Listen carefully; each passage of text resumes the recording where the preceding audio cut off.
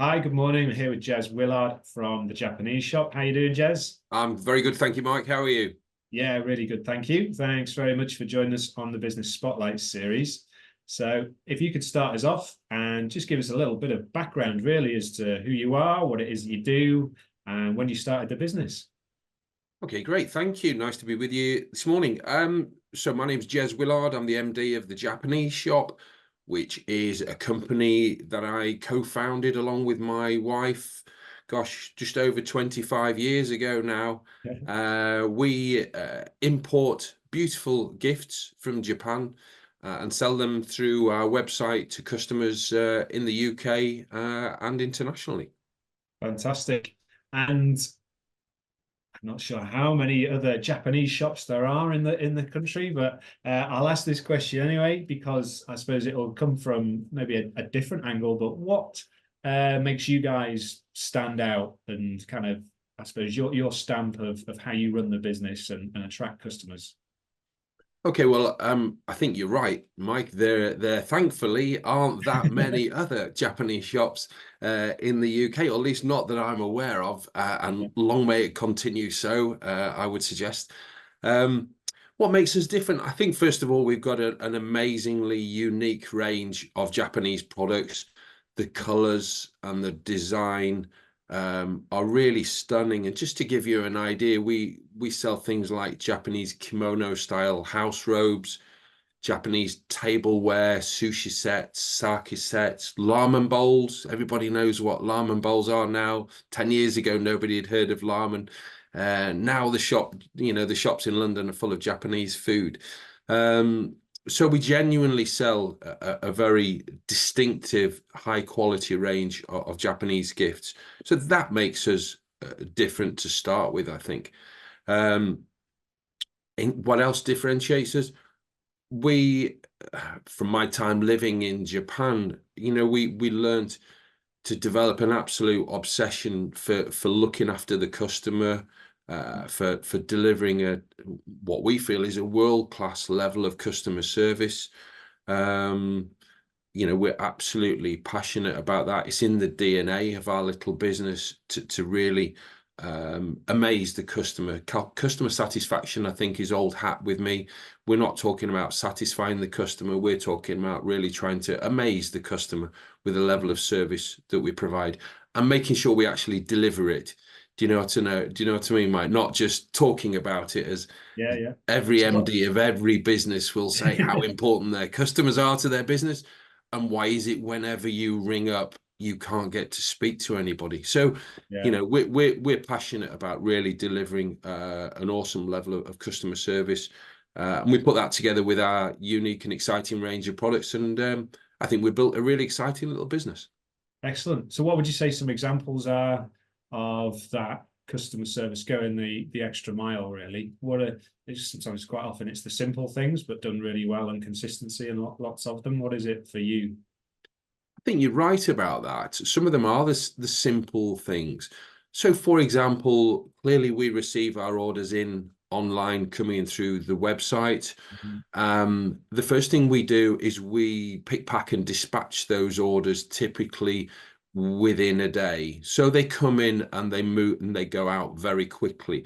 Yeah. Because what that means is that as soon as they're out in the hands of the courier, whichever courier company it is that we use for them, they're on their way to the customer quickly. Obviously, some of them get delivered the next day for those customers that request a next day delivery service. Others, it might be a standard service and it's 2 or 3 days, but it's quick, it's on the way. So that kind of thing is a basic. Over and above that, we offer a free gift wrapping service to all of our clients with all of our orders. So as you can imagine, if you want a nice present for your partner, family member, friend at Christmas or birthday, whatever, you can literally come to us, order your beautiful Japanese gift. We'll have it gift wrapped up for you, looking nice and authentic in the Japanese style, and then we'll get it dispatched and sent directly to your family or friend. So really, it's a very simple and fast process. The other thing I've got to say is that, like all businesses, things don't always go right all of the time. most of the time, yes, but there are very rare Yeah, occasions yeah, when things don't go to plan. And I think what differentiates us definitely from lots of businesses, not just in our sector, is that, you know, we're decent people. And if we've made a mistake, the first thing that I will do is take ownership of that problem. I'll respond to the customer very quickly to their complaint or their cause of concern. I'll say, we're sorry. That doesn't happen very often all of the time in business these yeah, days. And I'm genuinely sorry if we have made a mistake. And I guarantee that I'll fix it 99.9% of the time to that customer's satisfaction. Of course, occasionally we do get one or two slightly interesting queries where yeah, we don't necessarily see eye to eye, but 99% of the time, we're a small family business. We will do everything we can to keep the customer happy. So, you know, they're just a few small examples of, you know, when I talk about delivering awesome customer service, you know, that's what it means. It means having somebody at the end of a phone to answer the telephone, to help a customer if they want to ring us. It's quite bizarre to me in this day and age why so many companies, you know, answer the phone with a computer and press one for this and two for yeah. that. We have real people answering our phones. It's quite revolutionary in this 21st century. Yeah, I think people still want people, and just as technology as an enabler and not as a complete solution. So Absolutely. People definitely want people. You know, when I was young, we heard the saying, people buy people. And I think yeah, that's still true. yeah, yeah. Your values of how you run the business are obviously coming through there. You mentioned 25 years that you have been in business. So what has the business journey been like to date? Say if there's one word I like to ask business owners to describe the journey and then kind of expand on it. I've read a little bit about yeah, the ups and downs of running the business on your Yeah. website. But yeah, in your kind of own words, it's always interesting to hear what that journey's been like for yourself and expanding on it. My goodness, like riding a roller coaster. That's what it's like. Yeah, Um, you know, when I left the corporate world, the safety, relative safety and comfort of the corporate world and my company car 25 odd years ago, I really didn't know what I was in for. But um, I don't regret it for a second. That's genuinely true. It is very exciting. The highs are wonderfully exciting, and we've had, you know, fantastic times when we've won really big orders from, you know, maybe a big Japanese company in the UK is wants, you know, 1,000 gifts for their staff or yeah, customers, and they've trusted the Japanese shop with that order. That's fantastic to win that, you know, those kind of orders as well as the small ones, of course. Um, it's genuinely great to see something grow, to be a part of something that's grown, to work with an amazing team of people. All of my team are Japanese, incidentally, apart from me. Um, and it's really buzzing. I genuinely still, and this is true, I promise. I still enjoy work. I look forward to going to work every day. Um, that's the good side. Of course, there are downsides. You know, the challenging part of running your own business, the number one challenging issue is when your cash flow tightens up mhm, and, you know, you start to think, oh gosh, you know, maybe I've got a big VAT bill to pay and have I got enough cash to cover it, or staff costs? Well, touch wood, those issues for me now are rare because we've been pretty prudent about how we've managed our cash flow over the years. We've never got too excited when times are good and mhm. overspent. Um, how does the saying go? Is it you go and buy your umbrella in the summer, is it, or something like that? I know I what you can't mean. remember. I'm sure I've got that wrong, Yeah. Mike, but I think Yeah, hopefully the you know what principles I there. mean. Yeah, yeah. You obviously learn from experience, and that, how would you say, things are a roller coaster, aren't they? There's going to be Yeah, the ups, and then there's going to be the downs. But if you're prepared and you understand that that is the path that you've chosen to go on, yeah. and you can be, I suppose, prudent in how you approach it, knowing that okay, when the times aren't as good as the good times, but you're in a capable position to continue and carry on. And that's a really healthy, I suppose, mindset to business. I think you're right. I think I remember a friend of mine saying to me some years back, don't get too excited when times are good, and don't get too fed up when times are not so good. And it was actually quite a useful little bit of advice, really. You know, you can have great months and then poor months, but you need to try and find a level where you're just, you know, you're keeping your eyes on the prize, I guess, and trying to just develop some growth in your business, you know, year by year. I've always been a big fan. I think it was a guy called Jack Welch who used to be the CEO of the big American company, General Electric. And he challenged his team to achieve 20% growth every year, come what may, year in, year out, 20% growth. And I quite like that mentality. You know, we push for 20% because that's a good growth figure to achieve, a challenging growth figure to achieve, but also it's not ridiculously high that it's unachievable. So it is potentially achievable. It's there. And it creates that positive culture around always trying to do a little bit better. And I think, you know, I like that kind of mentality, that almost that Japanese kaizen mentality where, you know, it's all about small steps of improvement. And that's certainly what we're looking to do at the Japanese shop. So what does the future look like for you guys then? What are the challenges, the opportunities ahead for the Japanese shop? Where are you going, I suppose? Good question. Well, the first thing is the job's not done. You know, I don't see that we are in any way, even after 25 years, we are not there. This is a journey that we're on. I don't know how long it will continue. All I can say is that we're continuing to push for growth. I have a little milestone, you know, I want to get to £1 million turnover within the next couple of years. We're a little bit shy of that at the moment. I know we can achieve that. We've certainly got the team to do it.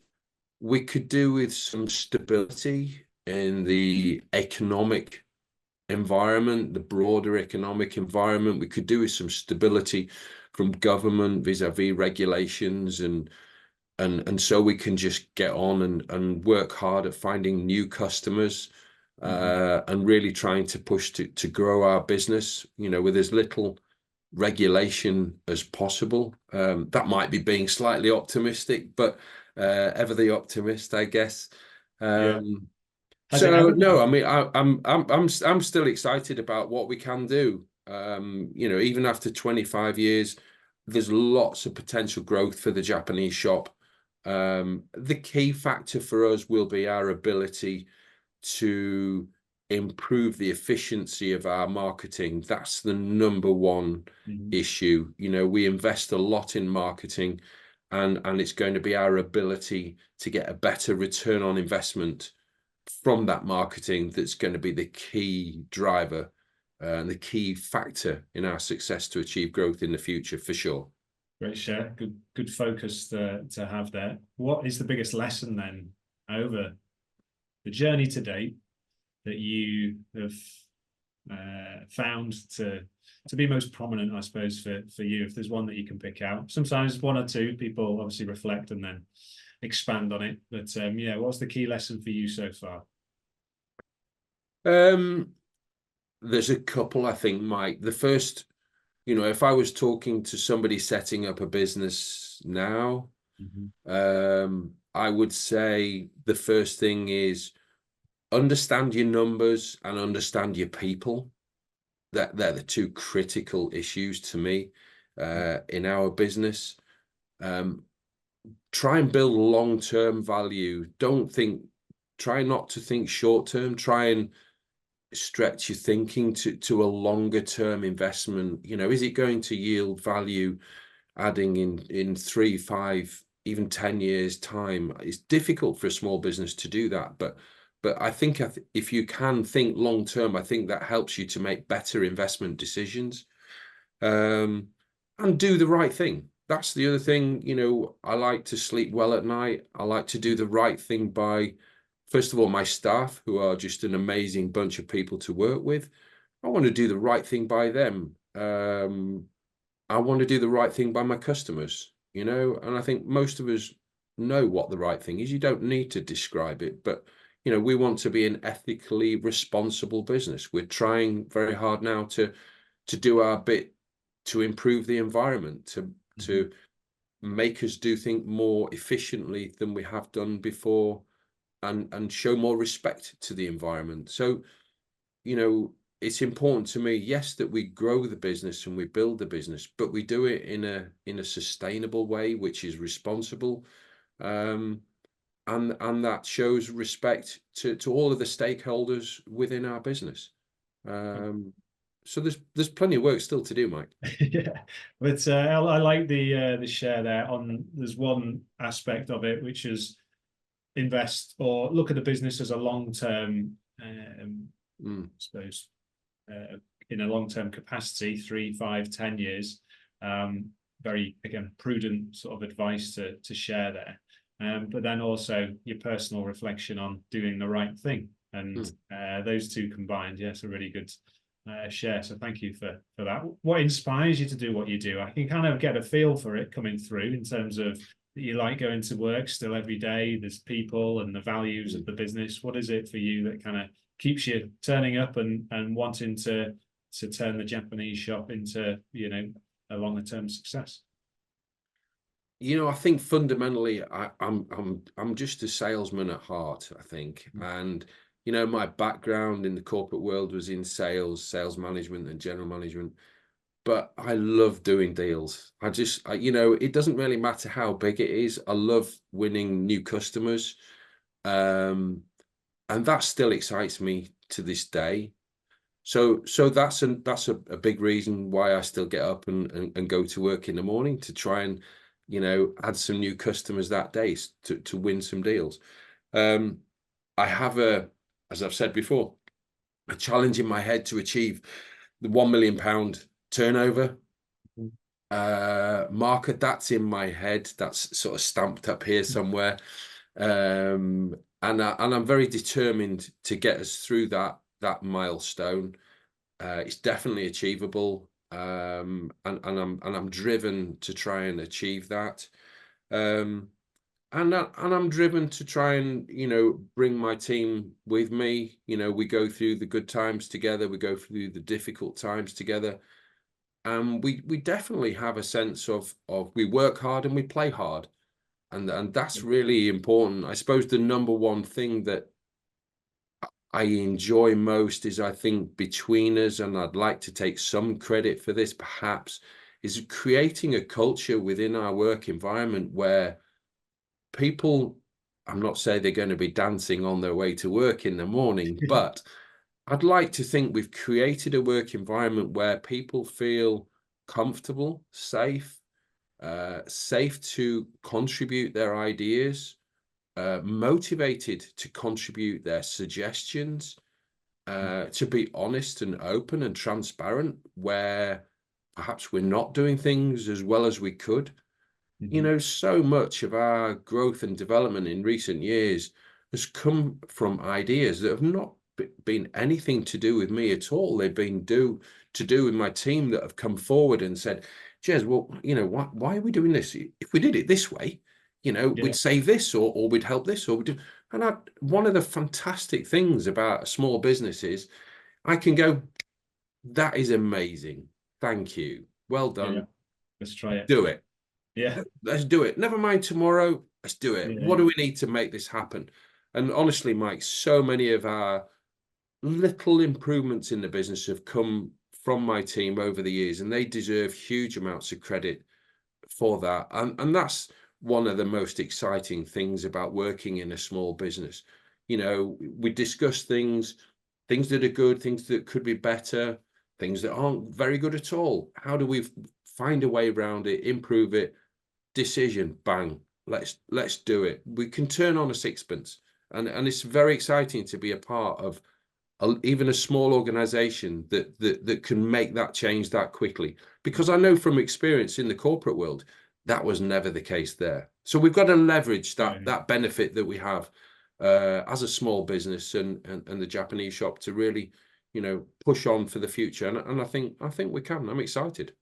Excellent. Well, yeah, another great share there. Sort of example of leadership and giving the freedom and the empowerment to your team to make suggestions, and the advantage of a small business to get them done within, or started within, the next sort of 24 hours. Whereas if you're in a bigger business, quite often the opportunity to voice those improvements is not there, or if it is, it gets stuck somewhere else and doesn't quite happen, and people can kind of just walk away feeling a little bit miffed, I guess. So another great share of working in the small business.